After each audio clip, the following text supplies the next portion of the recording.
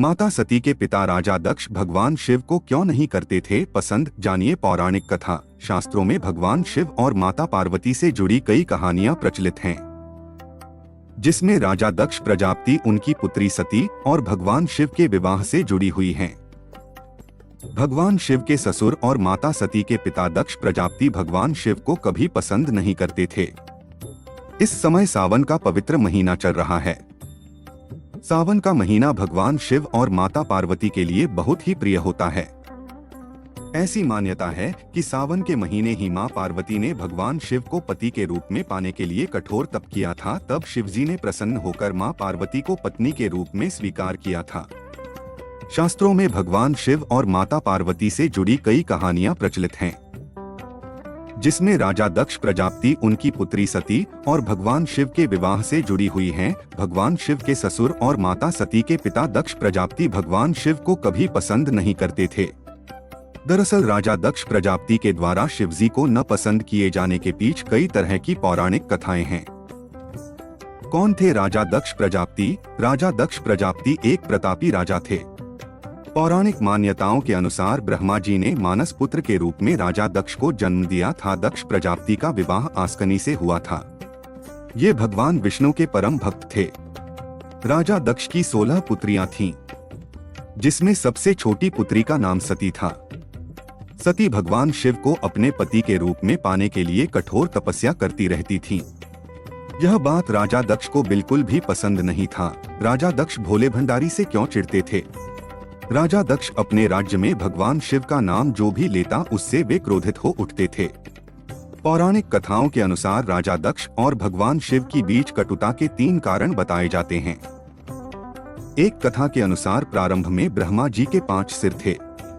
ब्रह्मा जी के 3 सिर हमेशा से वेद पाठ किया करते रहते, लेकिन उनके 2 सिर वेद को भला बुरा कहा करते थे। इस आदत से भगवान शिव को हमेशा गुस्सा आता रहता था। फिर एक दिन इससे नाराज होकर उन्होंने ब्रह्मा जी के 5वें सिर को काट दिया। दक्ष प्रजापति अपने पिता ब्रह्मा के सिर को काटने की वजह से शिवजी पर क्रोधित रहते थे। राजा दक्ष सती के योग्य शिवजी को नहीं समझते थे। दूसरे मत के अनुसार पार्वती जी ने सती के रूप में राजा दक्ष के यहाँ जन्म लिया था। सती के रूप में माता पार्वती भगवान शिव से ही विवाह करना चाहती थी, लेकिन सती के पिता राजा दक्ष को लगता था कि भगवान शिव सती के योग्य नहीं हैं। इसी कारण से जब सती के विवाह के उन्होंने अपने राज्य में स्वयंवर का आयोजन किया था तो उसमें शिव जी निमंत्रण नहीं दिया था। हालांकि सती ने मन ही मन में भगवान शिव को अपना पति मान लिया था और भगवान शिव को प्रसन्न करने के लिए कठोर तप करती रहती। सती ने भगवान शिव का नाम लेते हुए स्वयंवर में पृथ्वी पर वरमाला डाल दी। तब स्वयं शिव वहां पर प्रकट होकर सती के द्वारा डाली गई वरमाला को पहन लिया था। इसके बाद शिव जी ने सती को अपनी पत्नी स्वीकार कर वहां से चल गए। यह बात राजा दक्ष को पसंद नहीं आई कि उनकी इच्छा के विपरीत सती का विवाह शिव के साथ हुआ। दक्ष के सामने शिवजी का नहीं उठना। प्रचलित कथाओं के अनुसार एक बार यज्ञ का आयोजन किया गया था, जहां पर सभी देवी देवता पहुंचे थे।